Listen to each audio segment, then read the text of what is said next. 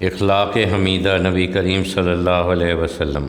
احادیث جمع کردہ سر حافظ محمد سلیم شفیع۔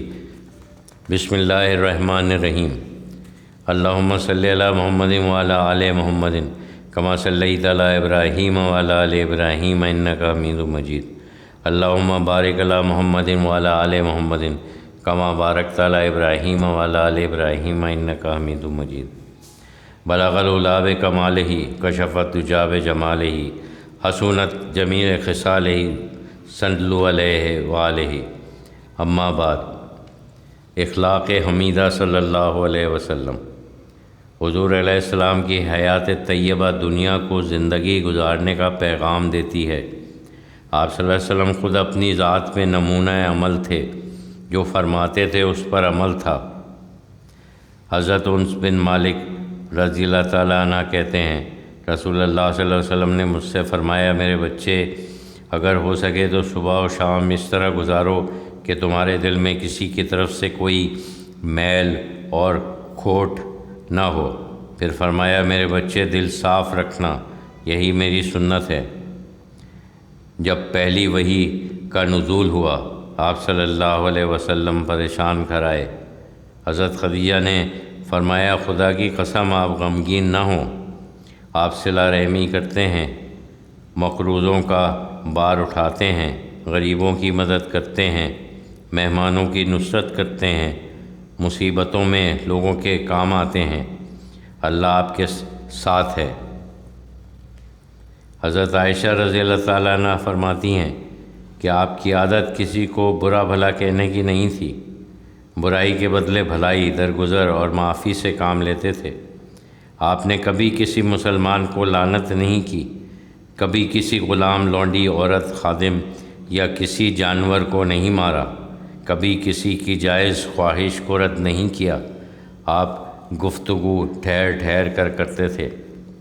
حضرت علی رضی اللہ تعالیٰ عنہ نے آغاز نبوت سے آخری عمر تک آپ صلی اللہ علیہ وسلم کی خدمت کی۔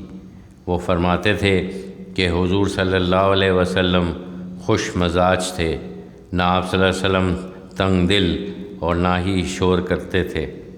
برے کلمے کی ادائیگی اور عیب جوئی سے پرہیز تھا۔ کسی سے ملتے تو سلام اور مصافحہ میں پہل کرتے۔ تواضع و خاکساری کی وجہ سے آپ صلی اللہ علیہ وسلم اکڑوں بیٹھ کر کھانا تناول فرماتے تھے۔ آپ صلی اللہ علیہ وسلم فرماتے ہیں، بندہ ہوں اور بندوں کی طرح کھاتا اور بندوں کی طرح بیٹھتا ہوں۔ آپ صلی اللہ علیہ وسلم اپنے لیے کوئی الگ بستر نہیں رکھتے تھے، بلکہ ہمیشہ اپنی ازواج مطہرات کے بستروں میں آرام فرماتے تھے۔ حضرت عائشہ رضی اللہ تعالیٰ عنہ فرماتی ہیں کہ میں پیالے میں پانی پی کر حضور صلی اللہ علیہ وسلم کو جب پیالہ دیتی تو آپ پیالے میں اسی جگہ اپنا لب مبارک لگا کر پانی نوش فرماتے تھے جہاں میرے ہونٹ لگے ہوتے، اور میں گوشت سے بھری کوئی ہڈی اپنے دانتوں سے نوچ کے آپ کو دیتی تو آپ اسی جگہ سے گوشت کو نوچتے جہاں میرا منہ لگا ہوتا تھا۔ آپ صلی اللہ علیہ وسلم بازار میں چلتے تھے تو دائیں بائیں مڑ کر نہیں دیکھتے تھے، آسمان کی طرف نظر نہیں اٹھاتے تھے۔ تواضع و باوقار انداز میں قدم مبارک پوری طرح رکھ کر چلتے تھے۔ نالین مبارک کی آواز نہیں آتی تھی۔ ذاتی معاملے میں کبھی غصہ نہیں فرماتے تھے، اپنا کام خود کرنے کے عادی تھے۔ کوئی مصافحہ کرتا تو اس کا ہاتھ نہیں چھوڑتے جب تک وہ اپنا ہاتھ الگ نہ کر لے۔ جس سے گفتگو فرماتے پوری طرح اس کی طرف متوجہ ہوتے، اور جو کوئی آپ سے بات کرتا تو پوری توجہ سے اس کی بات سنتے۔ آپ کی عادت شریفہ یہ بھی تھی کہ آپ جو عمل شروع کرتے اس کو پھر کبھی نہیں چھوڑتے، ہمیشہ کرتے۔ سیدہ عائشہ رضی اللہ تعالیٰ عنہ سے روایت ہے کہ میں نبی کریم صلی اللہ علیہ وسلم کے گھر میں گڑیوں سے کھیلا کرتی تھی، اور میری بہت سی سہیلیاں بھی میرے ساتھ کھیلا کرتی تھیں۔ جب رسول اللہ صلی اللہ علیہ وسلم گھر میں تشریف لاتے تو وہ چھپ جاتیں، تو آپ صلی اللہ علیہ وسلم ان کو تلاش کر کے میرے پاس بھیجتے اور پھر ہم ساتھ مل کر کھیلتے۔ سادگی۔ رسول اللہ صلی اللہ علیہ وسلم کو فقیری پسند تھی۔ آپ صلی اللہ علیہ وسلم پابندی سے کنگھا کرنے سے منع فرماتے، البتہ اگر ناغے کے ساتھ ہو تو اس کی گنجائش ہے۔ اسی طرح آپ علیہ السلام کا فرمان علی شان ہے کہ سادگی ایمان کا حصہ ہے۔ کھانے پینے، پہننے اوڑھنے، اٹھنے بیٹھنے میں کسی چیز میں تکلف نہیں کرتے تھے۔ کھانے میں جو سامنے آتا کھا لیتے تھے، زمین پر، چٹائی پر، جہاں جگہ ملتی بیٹھ جاتے تھے۔ حضرت عائشہ رضی اللہ تعالیٰ عنہ فرماتی ہیں کہ 2 ماہ گھر میں آگ نہیں جلتی تھی، پانی اور کھجور پر گزارا کر لیا کرتے تھے۔ حضور صلی اللہ علیہ وسلم غریبوں کی عیادت کرتے، فقیروں کے ہاں جا کر بیٹھتے، تو اس طرح کہ کسی امتیازی حیثیت سے آپ صلی اللہ علیہ وسلم کو کوئی پہچان نہیں سکتا تھا۔ ایک دفعہ ایک شخص آیا، لیکن اس پر نبوت کا رعب اس قدر تھا کہ کانپنے لگا۔ آپ صلی اللہ علیہ وسلم نے فرمایا، گھبراؤ نہیں، میں فرشتہ نہیں ہوں، ایک قریشی عورت کا بیٹا ہوں جو سوکھا گوشت پکا کر کھایا کرتی تھی۔ ایک دفعہ ایک شخص آپ صلی اللہ علیہ وسلم کی خدمت میں آیا، کہا کہ سخت بھوکا ہوں۔ آپ نے ازواج مطہرات کے گھر بھیجا کہ کچھ کھانے کے لیے لاؤ۔ سب کے یہاں سے جواب آیا کہ پانی کے علاوہ کچھ نہیں ہے۔ آپ صلی اللہ علیہ وسلم کی عاجزی اور انکساری سے متعلق ابو داؤد میں ایک روایت ہے کہ قیس بن سعد ایک دفعہ ہیرا گئے۔ انہوں نے دیکھا کہ لوگ شہر کے رئیس کے دربار میں جاتے ہیں تو سب اس کو سجدہ کرتے ہیں۔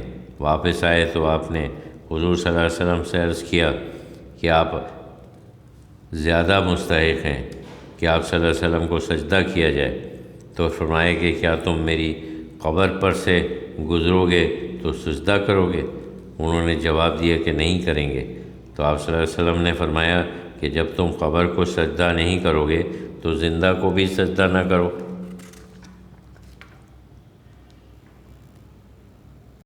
صادق و امین۔ آپ صلی اللہ علیہ وسلم صادق اور امین تھے۔ آپ صلی اللہ علیہ وسلم کی صداقت کا اعتراف کفار بھی کرتے تھے۔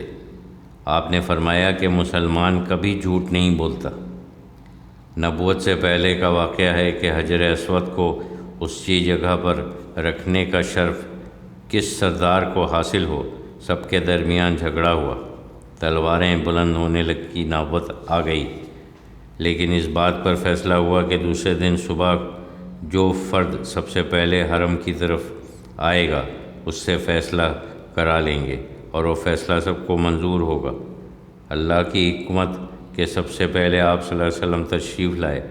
سب چلائے کہ یہ تو امین ہیں، ان سے ہم راضی ہیں۔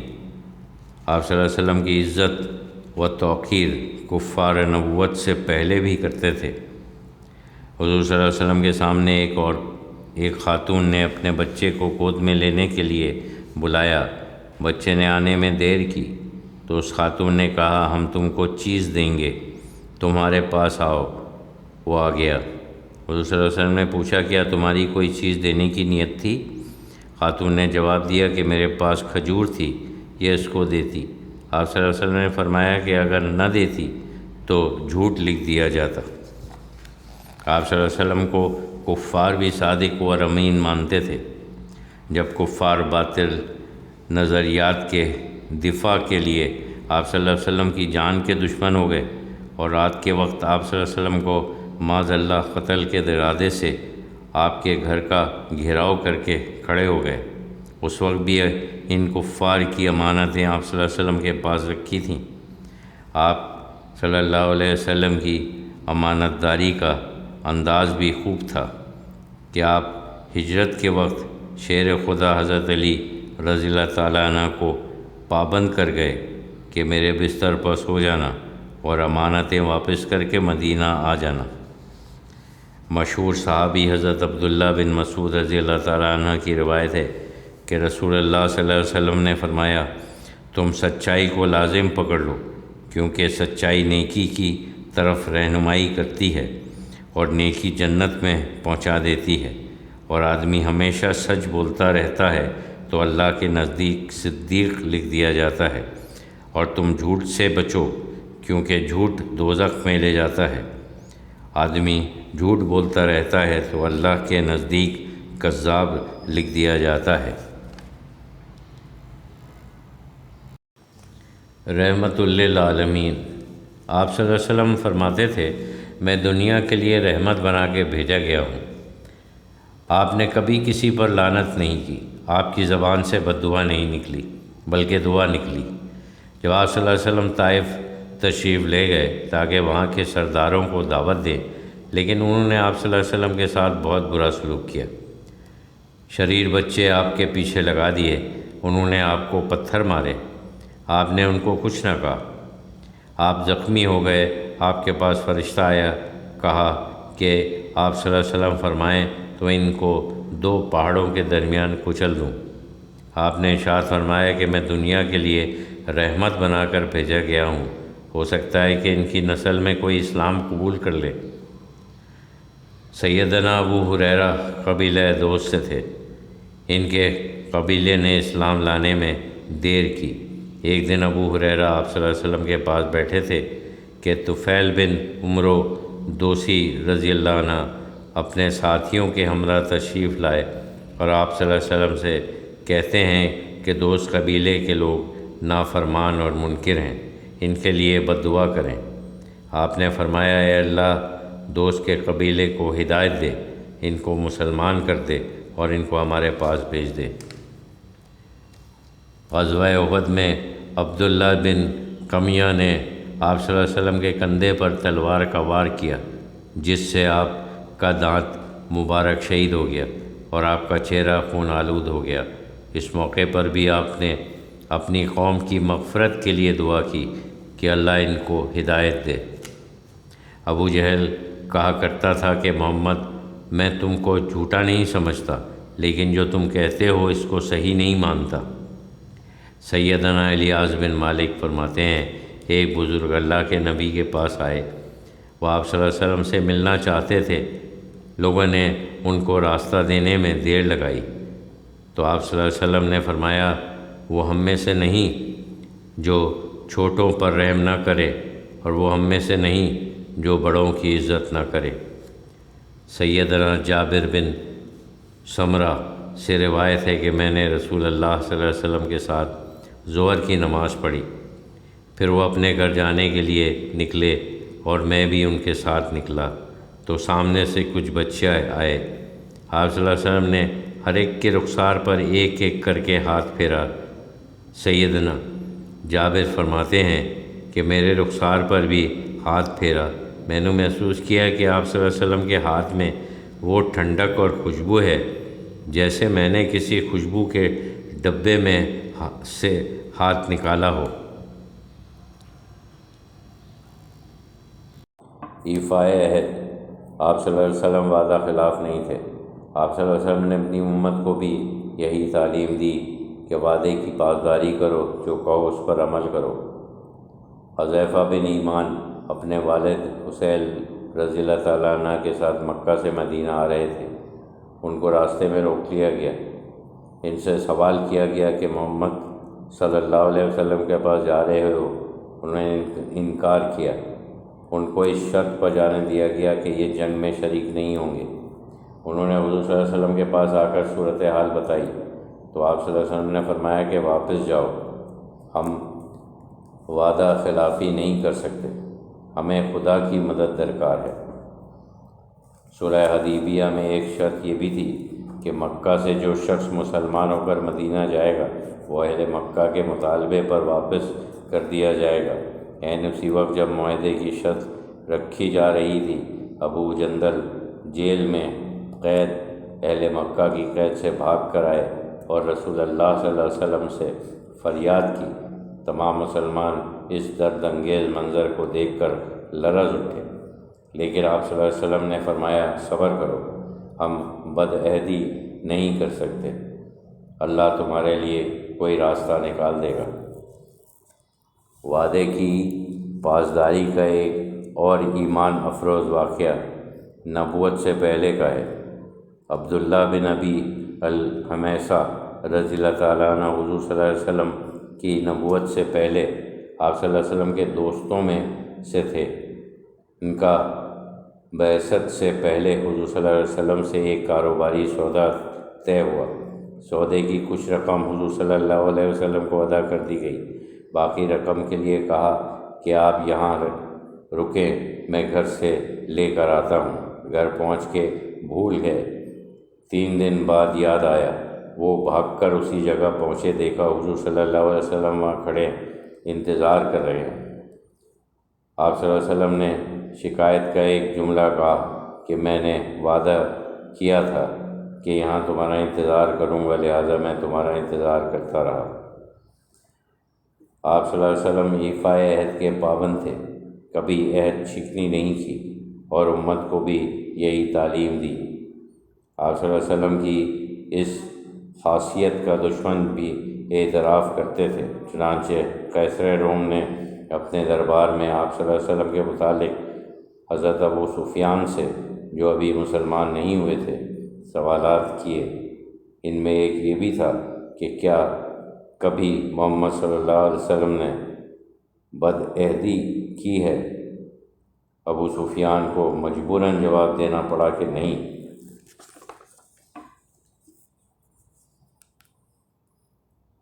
شجاعت۔ آپ صلی اللہ علیہ وسلم اللہ کے حبیب ہیں۔ آپ صلی اللہ علیہ وسلم کو اللہ تعالیٰ نے ہمیشہ کفار پر غلبہ عطا کیا۔ آپ بہت بہادر و نڈر تھے، صرف اللہ سے ڈرتے تھے، اور یہی اپنی امت کو تعلیم عطا فرمائی کہ اللہ سے ڈرو، یہ اس کا حق ہے۔ یزید بن رکانہ پہلوان تھا، وہ 300 بکریاں لے کر آپ صلی اللہ علیہ وسلم کی خدمت میں حاضر ہوا اور کہا کہ کیا آپ مجھ سے کشتی لڑیں گے؟ آپ صلی اللہ علیہ وسلم نے فرمایا کہ اگر میں نے تمہیں پچھاڑ دیا تو تم کیا انعام دو گے؟ اس نے کہا 100 بکریاں دوں گا۔ آپ نے اس سے ہاتھ ملایا اور پٹک دیا۔ وہ حیرت سے آپ صلی اللہ علیہ وسلم کو دیکھنے لگا اور وعدے کے مطابق 100 بکریاں دے دیں۔ دوبارہ للکارا۔ آپ صلی اللہ علیہ وسلم نے پھر اس کو زمین پر پٹک دیا۔ تیسری بار بھی ایسا ہی ہوا۔ اس کے بعد وہ کہنے لگا کہ میں عرب کا سب سے بڑا پہلوان ہوں، آج تک مجھے کوئی بھی ہرا نہیں سکا، لیکن اب مجھے یقین ہو گیا کہ آپ صلی اللہ علیہ وسلم اللہ کے نبی ہیں۔ چونکہ میں اسلام قبول کرتا ہوں، کلمہ پڑھتا ہوں، اللہ کے نبی صلی اللہ علیہ وسلم بہت خوش ہوئے اور ساری بکریاں اس کو واپس کر دیں۔ حضرت انس بن مالک کہتے ہیں کہ ایک دفعہ مدینہ میں شور ہوا کہ دشمن آ گئے، لوگ مقابلے کے لیے تیار ہوں، لیکن سب سے پہلے جو آگے بڑھ کر نکل گیا وہ خود حضور صلی اللہ علیہ وسلم تھے۔ انہوں نے یہ بھی ضرورت محسوس نہ کی کہ گھوڑے پر زین کسی جائے۔ آپ صلی اللہ علیہ وسلم گھوڑے کی ننگی پشت پر سوار ہو کر تمام خطروں کے مقامات پر چکر لگا کر آ گئے اور واپس آ کر لوگوں کو تسلی دی کہ کوئی خطرے کی بات نہیں ہے۔ غزوہ خندق کے موقع پر خندق کی کھدائی ہو رہی تھی۔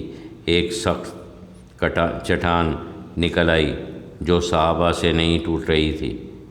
ایک صحابی آپ صلی اللہ علیہ وسلم کی خدمت میں پہنچے، آپ کو صورتحال بتائی۔ چٹان نظر آ گئی ہے، ٹوٹ نہیں رہی۔ آپ نے فرمایا کہ میں آتا ہوں۔ آپ پہنچے اور خندق میں اترے۔ آپ نے ایک کدال ہاتھ میں لی اور چٹان پر ایک ضرب ماری، چٹان بالو کے ڈھیر کی طرح بہہ گئی۔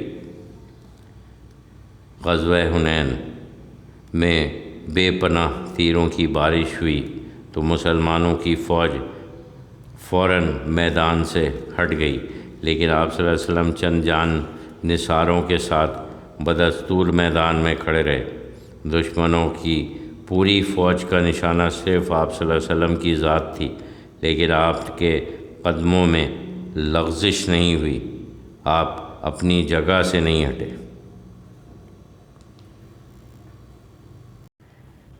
پند و نصیحت۔ حضرت اکراش بن ذؤیب رضی اللہ تعالیٰ عنہ فرماتے ہیں کہ ایک دن میں حضور صلی اللہ علیہ وسلم کی خدمت میں حاضر ہوا۔ جب کھانا آیا میں نے کھانا شروع کیا تو کبھی ایک طرف سے کبھی دوسری طرف سے کھانا شروع کیا۔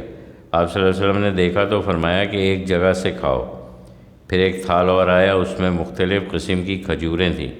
حضرت اکراش کہتے ہیں کہ میں نے ایک ہی جگہ سے کھانا شروع کیا تو آپ صلی اللہ علیہ وسلم نے فرمایا، اکراش تم جہاں سے چاہو کھاؤ، یہ مختلف کھجوریں ہیں۔ حضرت ابو ہریرہ رضی اللہ تعالیٰ عنہ فرماتے ہیں کہ حضرت حسن جب بچے تھے تو ایک مرتبہ صدقے کی کھجوروں میں سے ایک کھجور اٹھا کر اپنے منہ میں رکھ لی۔ حضور صلی اللہ علیہ وسلم نے دیکھا تو آپ صلی اللہ علیہ وسلم نے فوراً منہ سے نکال دی اور فرمایا کہ تم کو معلوم نہیں ہم صدقے کا مال نہیں کھاتے۔ ایک دفعہ حضرت عبداللہ بن عمر دیوار کی مرمت کر رہے تھے، اتفاق سے حضور ادھر آ گئے۔ آپ صلی اللہ علیہ وسلم نے پوچھا کہ کیا کر رہے ہو؟ انہوں نے جواب دیا کہ دیوار کی مرمت کر رہا ہوں۔ آپ صلی اللہ علیہ وسلم نے ارشاد فرمایا کہ معاملہ تو اس سے بہت جلد ہے، اتنی فرصت کہاں ہے؟ آپ صلی اللہ علیہ وسلم کی تعلیم و تربیت کا انداز یہ تھا کہ کسی عمل کے ساتھ کچھ نصیحت فرماتے۔ حضرت ابو امامہ رضی اللہ تعالیٰ عنہ سے روایت ہے کہ رسول اللہ صلی اللہ علیہ وسلم نے حضرت علی کو ایک غلام ہدیہ دیا تو فرمایا اسے مارنا نہیں، کیونکہ نمازیوں کو مارنے سے منع کیا گیا ہے اور میں نے اسے نماز پڑھتے دیکھا ہے۔ حضرت ابو ذر نے ایک آزاد غلام کو برا بھلا کہا۔ اس نے آپ صلی اللہ علیہ وسلم سے کہا، آپ نے فرمایا کہ ان کو ستایا نہ کرو، ان سے اتنا کام نہ لو جو وہ نہ کر سکیں، جو خود کھاؤ ان کو کھلاؤ، جو تم پہنو ان کو پہناؤ، اللہ نے تم کو ان پر فضیلت دی ہے۔ ایک مرتبہ ولید بن عاصم یہودی نے حضور صلی اللہ علیہ وسلم پر جادو کیا۔ آپ صلی اللہ علیہ وسلم کو اس کی حرکت کا علم ہو گیا، لیکن آپ صلی اللہ علیہ وسلم نے اسے کوئی سزا نہ دی، بس یہ فرمایا میں لوگوں میں شعور پیدا نہیں کرنا چاہتا ہوں۔ حضرت عائشہ فرماتی ہیں میں نے رسول اللہ کو اشارے سے بتایا کہ فلاں عورت ٹھگنی ہے۔ آپ صلی اللہ علیہ وسلم نے فرمایا ان کو تنبیہ فرمائی کہ تو نے ایسی بات کہی کہ اسے اگر سمندر میں ڈال دیا جائے تو اس کی کرواہٹ سے سمندر کا پانی بھی تلخ ہو جائے۔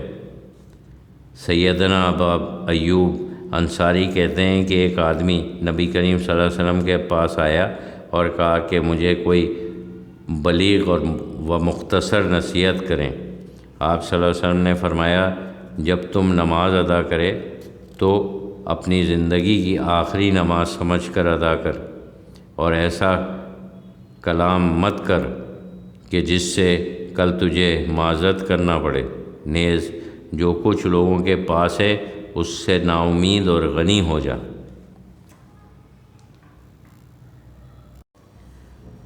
پند و نصاح۔ آپ صلی اللہ علیہ وسلم سمجھانے میں نرمی اور شفقت برتتے تھے، سمجھاتے ہوئے ناراضگی کا اظہار نہیں فرماتے تھے۔ حضرت معاویہ بن حکم رضی اللہ تعالیٰ عنہ ایک مرتبہ مسجد نبوی میں آپ صلی اللہ علیہ وسلم کی ایک ابتدا میں نماز پڑھ رہے تھے۔ نماز کے دوران ایک نمازی کو چھینک آ گئی تو انہوں نے زور سے یرحکم اللہ کہا۔ لوگ نماز میں ان کو کنکھیوں سے دیکھنے لگے۔ حضرت معاویہ رضی اللہ عنہ بولے کہ مجھے کیوں اس طرح دیکھ رہے ہو؟ نماز ختم ہوئی تو اللہ کے رسول نے ان کو محبت سے سمجھایا کہ نماز میں صرف اللہ کی تسبیح پڑھتے ہیں اور بولتے نہیں۔ حضرت انس بن مالک رضی اللہ تعالیٰ عنہ فرماتے ہیں کہ ایک دیہاتی نے مسجد میں پیشاب کرنا شروع کر دیا۔ لوگ روکنے کے لیے اس کی طرف بڑھے تو حضور صلی اللہ علیہ وسلم نے فرمایا اس کو پیشاب کرنے سے نہ روکو۔ پھر ایک ڈول پانی منگوایا اور اس پر بہا دیا۔ آپ صلی اللہ علیہ وسلم نے اپنی امت کی تربیت بڑی شفقت و محبت سے کی۔ انداز ایسا تھا کہ سننے والے کے دل میں فوراً اثر کر جائے۔ حضور صلی اللہ علیہ وسلم ایک دفعہ اپنے صحابی کے ساتھ جا رہے تھے کہ راستے میں بکری کا مرا ہوا بچہ پڑا تھا، اس کے چھوٹے چھوٹے کان تھے۔ آپ صلی اللہ علیہ وسلم نے اس کے کان پکڑ کر فرمایا، ساتھیوں، تم میں سے کون اس کو 1 درہم میں لے گا؟ لوگوں نے عرض کیا کہ اے اللہ کے رسول، 1 درہم تو بہت دور کی بات ہے، مفت بھی لینے کو کوئی تیار نہیں ہوگا، یہ تو مرا ہوا ہے، ہم کیا کریں گے؟ آپ صلی اللہ علیہ وسلم نے فرمایا، اللہ کی قسم، اللہ تعالیٰ کے نزدیک دنیا اس مردار سے بھی کم حیثیت کی ہے۔ اسی طرح آپ صلی اللہ علیہ وسلم نے فرمایا، اللہ کے نزدیک دنیا مچھر کے پر کے برابر کی بھی حیثیت رکھتی تو وہ کسی کافر کو دنیا میں پانی کا 1 گھونٹ پینے کو نہ دیتا۔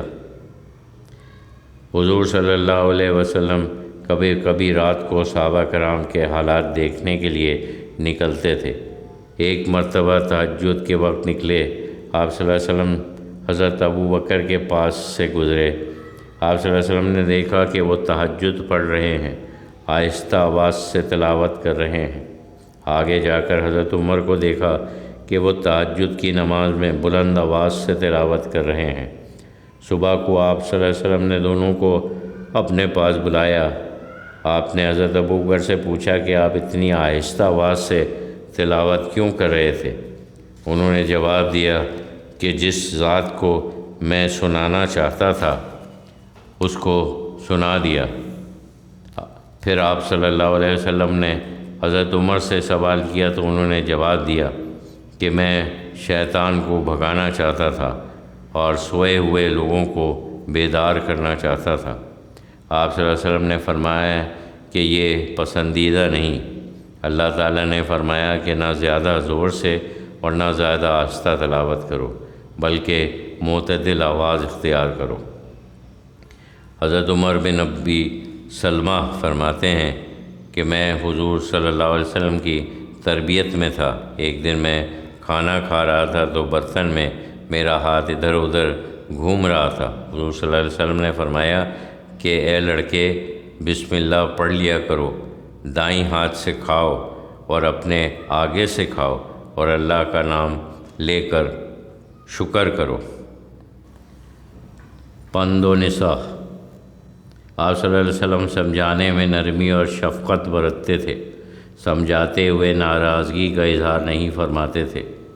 حضرت معاویہ بن حکم رضی اللہ تعالیٰ عنہ ایک مرتبہ مسجد نبوی میں آپ صلی اللہ علیہ وسلم کی اقتداء میں نماز پڑھ رہے تھے۔ نماز کے دوران ایک نمازی کو چھینک آ گئی تو انہوں نے زور سے یرحکم اللہ کہا۔ لوگ نماز میں ان کو کنکھیوں سے دیکھنے لگے۔ حضرت معاویہ رضی اللہ عنہ بولے کہ مجھے کیوں اس طرح دیکھ رہے ہو؟ نماز ختم ہوئی تو اللہ کے رسول نے ان کو محبت سے سمجھایا کہ نماز میں صرف اللہ کی تسبیح پڑھتے ہیں اور بولتے نہیں۔ حضرت انس بن مالک رضی اللہ تعالیٰ عنہ فرماتے ہیں کہ ایک دیہاتی نے مسجد میں پیشاب کرنا شروع کر دیا۔ لوگ روکنے کے لیے اس کی طرف بڑھے تو حضور صلی اللہ علیہ وسلم نے فرمایا، اس کو پیشاب کرنے سے نہ روکو۔ پھر ایک ڈول پانی منگوایا اور اس پر بہا دیا۔ آپ صلی اللہ علیہ وسلم نے اپنی امت کی تربیت بڑی شفقت و محبت سے کی۔ انداز ایسا تھا کہ سننے والے کے دل میں فوراً اثر کر جائے۔ حضور صلی اللہ علیہ وسلم ایک دفعہ اپنے صحابی کے ساتھ جا رہے تھے کہ راستے میں بکری کا مرا ہوا بچہ پڑا تھا، اس کے چھوٹے چھوٹے کان تھے۔ آپ صلی اللہ علیہ وسلم نے اس کے کان پکڑ کر فرمایا، ساتھیوں، تم میں سے کون اس کو 1 درہم میں لے گا؟ لوگوں نے عرض کیا کہ اے اللہ کے رسول، 1 درہم تو بہت دور کی بات ہے، مفت بھی لینے کو کوئی تیار نہیں ہوگا۔ یہ تو مرا ہوا ہے، ہم کیا کریں گے؟ آپ صلی اللہ علیہ وسلم نے فرمایا، اللہ کی قسم، اللہ تعالیٰ کے نزدیک دنیا اس مردار سے بھی کم حیثیت کی ہے۔ اسی طرح آپ صلی اللہ علیہ وسلم نے فرمایا، اللہ کے نزدیک دنیا مچھر کے پر کے برابر کی بھی حیثیت رکھتی تو وہ کسی کافر کو دنیا میں پانی کا ایک گھونٹ پینے کو نہ دیتا۔ حضور صلی اللہ علیہ وسلم کبھی کبھی رات کو صحابہ کرام کے حالات دیکھنے کے لیے نکلتے تھے۔ ایک مرتبہ تہجد کے وقت نکلے، آپ صلی اللہ علیہ وسلم حضرت ابو بکر کے پاس سے گزرے۔ آپ صلی اللہ علیہ وسلم نے دیکھا کہ وہ تہجد پڑھ رہے ہیں، آہستہ آواز سے تلاوت کر رہے ہیں۔ آگے جا کر حضرت عمر کو دیکھا کہ وہ تہجد کی نماز میں بلند آواز سے تلاوت کر رہے ہیں۔ صبح کو آپ صلی اللہ علیہ وسلم نے دونوں کو اپنے پاس بلایا۔ آپ نے حضرت ابو بکر سے پوچھا کہ آپ اتنی آہستہ آواز سے تلاوت کیوں کر رہے تھے؟ انہوں نے جواب دیا کہ جس ذات کو میں سنانا چاہتا تھا اس کو سنا دیا۔ پھر آپ صلی اللہ علیہ وسلم نے حضرت عمر سے سوال کیا تو انہوں نے جواب دیا کہ میں شیطان کو بھگانا چاہتا تھا اور سوئے ہوئے لوگوں کو بیدار کرنا چاہتا تھا۔ آپ صلی اللہ علیہ وسلم نے فرمایا کہ یہ پسندیدہ نہیں۔ اللہ تعالیٰ نے فرمایا کہ نہ زیادہ زور سے اور نہ زیادہ آہستہ تلاوت کرو، بلکہ معتدل آواز اختیار کرو۔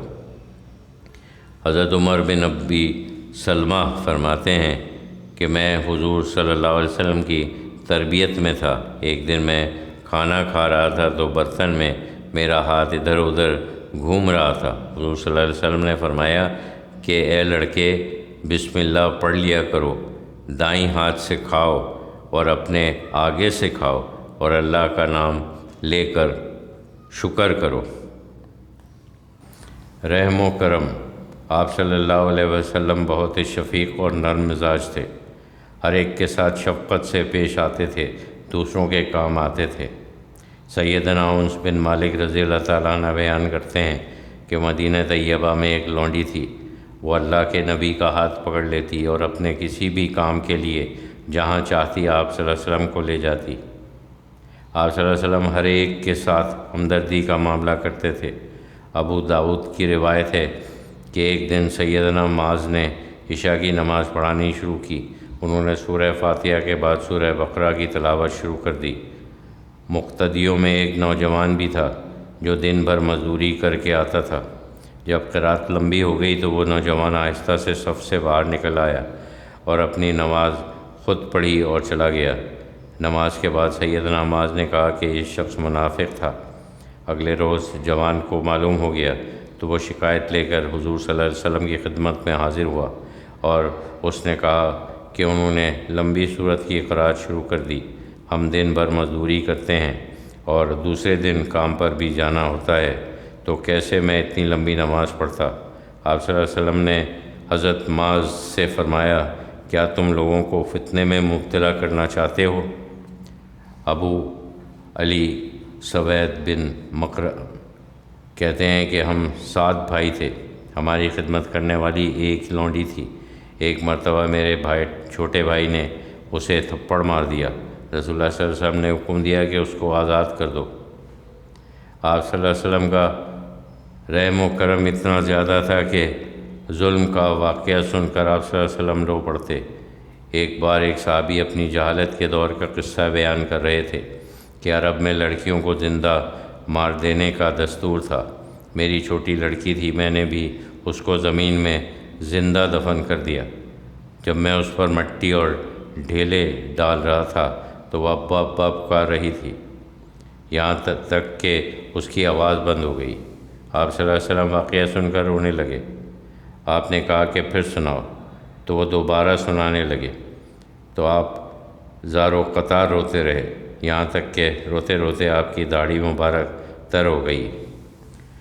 کتب حدیث اس بات کی شاہد ہیں کہ آپ صلی اللہ علیہ وسلم انتقام نہیں لیتے تھے۔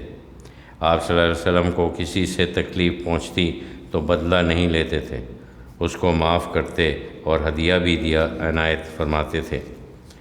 اخلاق نبوی کے سنہرے واقعات کے مؤلف عبد المالک ماجد اپنی کتاب میں اسد الغابطہ کی روایت نقل کرتے ہیں کہ غزوہ طائف کے بعد آپ صلی اللہ علیہ وسلم اپنی اونٹنی پر سوار ہو کر حنین کی طرف تشریف لا رہے تھے کہ سیدنا ابو رحم غفاری کی اونٹنی کی وجہ سے آپ کے رسول اللہ صلی اللہ علیہ وسلم کے پاؤں میں چوٹ آ گئی۔ آپ صلی اللہ علیہ وسلم نے اپنی چھڑی ابو رحم غفاری کے پاؤں پر ہلکے سے ماری اور کہا کہ تم نے مجھے تکلیف دی ہے۔ وہ صحابی سارے وقت پریشان ہو کر سمجھتے رہے کہ میں نے اللہ کے نبی کو تکلیف پہنچائی، اب کوئی میرے اوپر عذاب نازل ہو جائے گا۔ پریشان گھر پہنچے تو پتہ چلا کہ اللہ کے نبی اور انصاری ان کی تلاش میں گھر تک آئے تھے۔ وہ اور پریشان ہو گئے، لیکن پھر بھی آپ صلی اللہ علیہ وسلم کی خدمت میں پہنچے تو آپ نے ان کو کہا کہ میری طرف سے تمہیں تکلیف ہوئی ہے اور یہ ریوڑ تمہارا ہے۔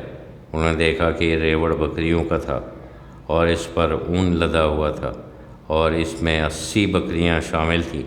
وہ حیران ہو گئے کہ اللہ تعالیٰ کے نبی صلی اللہ علیہ وسلم نے میرے ساتھ کیا سلوک کیا ہے۔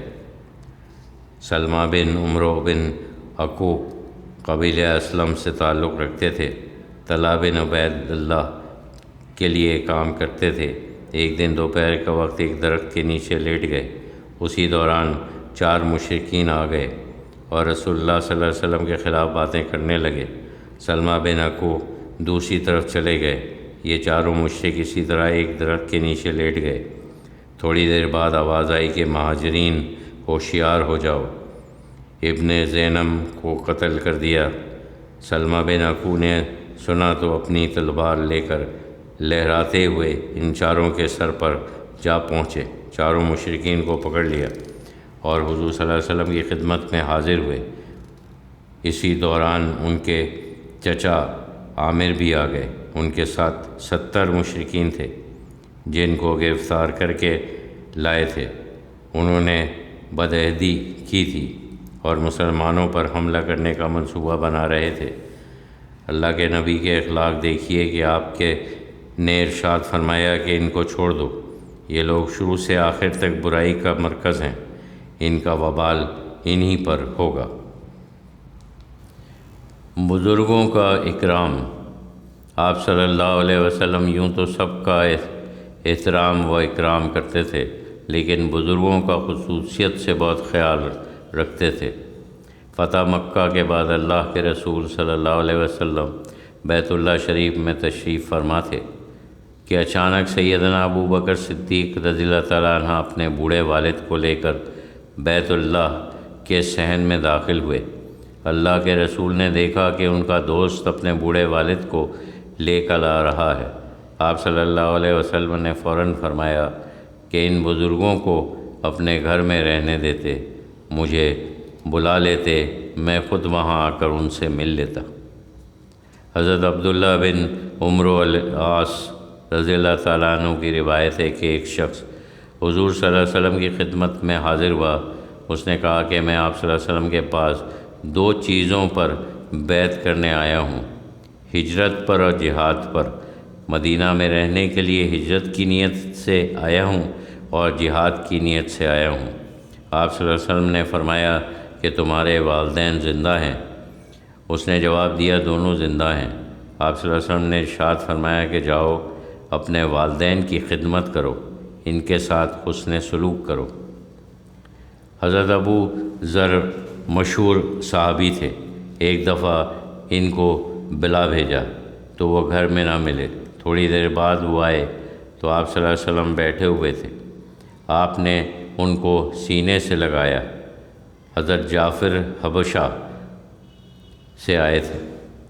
آپ صلی اللہ علیہ وسلم نے ان کو گلے لگایا اور ان کی پیشانی پر بوسہ دیا۔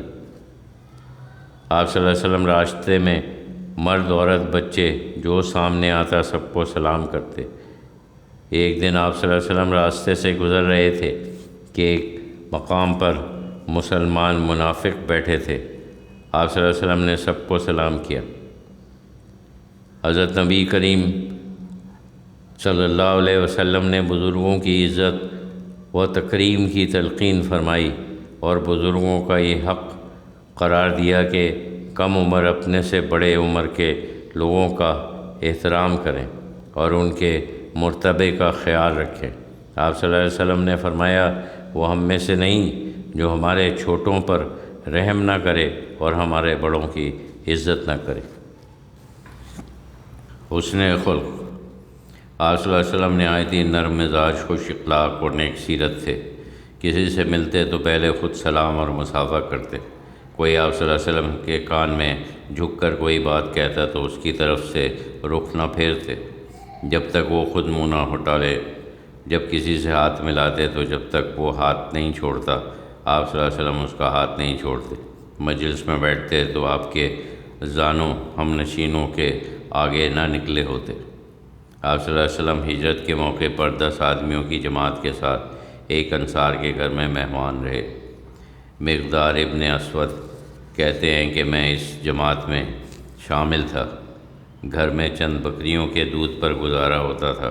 سب اپنے اپنے حصے کا دودھ پی لیا کرتے تھے اور آپ صلی اللہ علیہ وسلم کے لیے پیالے میں چھوڑ دیا کرتے تھے۔ ایک شب آپ دیر سے گھر میں آئے تو دیکھا کہ دودھ ختم ہو چکا ہے۔ آپ نے کچھ نہیں کہا، خاموش رہے۔ آپ نے بکری کے دودھ کو خود دھو کر جتنا نکلا اسی کو پی کر سو گئے۔ عتبان بن مالک اصحاب بدر میں شامل تھے۔ ان کی بینائی میں فرق آ گیا تھا۔ حضور صلی اللہ علیہ وسلم کی خدمت میں آ کر درخواست کی کہ میں اپنے محلے کی مسجد میں نماز پڑھتا ہوں، لیکن جب بارش ہوتی ہے تو مسجد جانا مشکل ہو جاتا ہے، اس لیے آپ صلی اللہ علیہ وسلم میرے گھر آ کر نماز پڑھ لیں تو میں اس جگہ کو سجدہ گاہ بنا لوں۔ دوسرے دن صبح کو آپ نے حضرت ابو بکر کو ساتھ لیا اور ان کے گھر پہنچ گئے۔ اندر آنے کی اجازت مانگی، اجازت مل گئی۔ آپ صلی اللہ علیہ وسلم نے پوچھا کہ کہاں نماز پڑھنی ہے؟ جہاں صحابی نے اشارہ کیا تو وہاں کھڑے ہو گئے۔ آپ نے تکبیر کہی اور 2 رکعت نماز ادا کی۔ عباد بن شرجیل مدینہ کے صحابی تھے۔ ایک دفعہ قحط پڑ گیا۔ بھوک کی حالت میں ایک باغ میں گھس گئے اور خوشے توڑ کر کھانے لگے۔ بعد میں باغ کے مالک نے ان کو پکڑ لیا اور ان کے کپڑے اتروا لیے۔ صحابی باغ کے مالک کو ساتھ لے کر آپ صلی اللہ علیہ وسلم کی خدمت میں حاضر ہوئے۔ صحابی نے آپ سے سارا واقعہ بیان کیا۔ آپ نے اس سے مخاطب ہو کر کہا کہ یہ تو لا علم تھا، تمہیں اس کو تعلیم دینی چاہیے تھی۔ یہ بھوکا تھا، اس کو کھانا کھلانا چاہیے تھا۔ یہ کہہ کر کپڑے واپس دلائے اور 60 سا غلہ اپنے پاس سے عطا کیا۔ ایک صحابی حضرت جابر بن عبداللہ رضی اللہ عنہ نے ایک یہودی سے قرض لیا اور ادا کر نہ سکے۔ 1 سال کھجور کے باغ میں کمائی نہ ہوئی تو وہ قرض ادا نہ کر سکے۔ دوسرے سال بھی کھجور کم ہوئے اور قرض ادا کرنے کے قابل نہیں تھی۔ انہوں نے اس سے مہلت مانگی، اس نے انکار کر دیا۔ حضور صلی اللہ علیہ وسلم کے پاس آئے اور سارا واقعہ بیان کیا۔ آپ صلی اللہ علیہ وسلم چند صحابہ کو لے کر یہودی کے گھر تشریف لے گئے۔ اس کو سمجھایا کہ مہلت دے دو۔ اس نے کہا میں کبھی مہلت نہیں دوں گا۔ آپ صلی اللہ علیہ وسلم باغ میں تشریف لے گئے اور ایک چکر لگایا، پھر یہودی کے پاس آئے اور اس سے پھر مہلت مانگی، وہ پھر نہیں مانا۔ آپ نے ایک چبوترے پر آرام کیا اور سو گئے۔ سو کر اٹھے تو دوبارہ یہودی سے مہلت مانگی، وہ اب بھی نہیں مانا۔ آپ صلی اللہ علیہ وسلم اٹھ کر درختوں کے جھنڈ میں کھڑے ہو گئے اور حضرت جابر سے کہا کہ کھجوریں توڑنا شروع کرو۔ انہوں نے کھجوریں توڑنا شروع کی تو آپ صلی اللہ علیہ وسلم کی برکت سے کھجوریں اتنی نکلیں کہ یہودی کا قرض بھی ادا ہو گیا اور بچ بھی گئیں۔ ایک دفعہ آپ صلی اللہ علیہ وسلم نے کسی شخص سے ایک پیالہ استعمال کے لیے مانگا، اتفاق سے وہ گم ہو گیا تو آپ صلی اللہ علیہ وسلم نے اس کا تاوان ادا فرمایا۔ فتوحات کی کثرت کی وجہ سے بیت المال اکثر مال غنیمت سے بھر جاتا۔ آپ صلی اللہ علیہ وسلم اس کو فقیروں میں اور حاجت مندوں میں لٹا دیتے۔ آپ صلی اللہ علیہ وسلم اور تمام اہل بیت کی زندگی اکثر فقر و فاقہ میں گزرتی تھی۔ جسم مبارک میں ایک کے سوا کوئی دوسرا جوڑا نہیں ہوتا تھا۔ ایک دفعہ آن صلی اللہ علیہ وسلم تشریف فرما تھے کہ آپ صلی اللہ علیہ وسلم کی رضائی والد آئے۔ آپ صلی اللہ علیہ وسلم نے ان کے لیے چادر کا گوشہ بچھا دیا۔ پھر آپ کی رضائی ماں سیدہ حلیمہ آئیں، آپ نے دوسرا گوشہ بچھا دیا۔ آخر میں آپ کے رضائی بھائی آئے۔ آپ صلی اللہ علیہ وسلم اٹھ کر کھڑے ہو گئے اور اپنے سامنے بٹھا لیا۔ ابو سعود اپنی غلام کو مار رہے تھے۔ آپ صلی اللہ علیہ وسلم نے آواز دی کہ تم کو اس غلام پر اختیار ہے، اس سے زیادہ اختیار اللہ کو تم پر ہے۔ انہوں نے فوراً اس کو آزاد کر دیا۔ حضرت بہز بن حکیم رضی اللہ تعالی عنہ سے روایت ہے کہ نبی کریم صلی اللہ علیہ وسلم نے میری قوم کے کچھ لوگوں کو کسی الزام میں قید کر دیا۔ میری قوم کا ایک شخص آپ صلی اللہ علیہ وسلم کی خدمت میں حاضر رہا۔ آپ سے کہا کہ میری قوم کے کچھ لوگوں کو آپ نے قید میں ڈال رکھا ہے۔ آپ خاموش رہے، آپ نے کوئی جواب نہیں دیا۔ پھر وہ شخص بولا کہ آپ دوسروں کو برے کام سے منع کرتے ہیں اور خود وہی کام کرتے رہتے ہیں۔ اس نے یہ بات بار بار کہی۔ پھر آپ صلی اللہ علیہ وسلم نے فرمایا کہ یہ لوگ میرے بارے میں ایسی باتیں کرتے ہیں، خدا کی قسم اگر میں ایسا کروں تو دوسروں کا گناہ مجھ پر ہو۔ یہ فرما کر آپ صلی اللہ علیہ وسلم نے اس شخص کو سزا نہیں دی، بلکہ حکم دیا کہ اس کی قوم کے لوگوں کو قید سے آزاد کر دو۔ عدل و انصاف۔ حضرت صلی اللہ علیہ وسلم کو عرب کے قبائل سے سابقہ پڑا تھا، سب ایک دوسرے کے دشمن تھے۔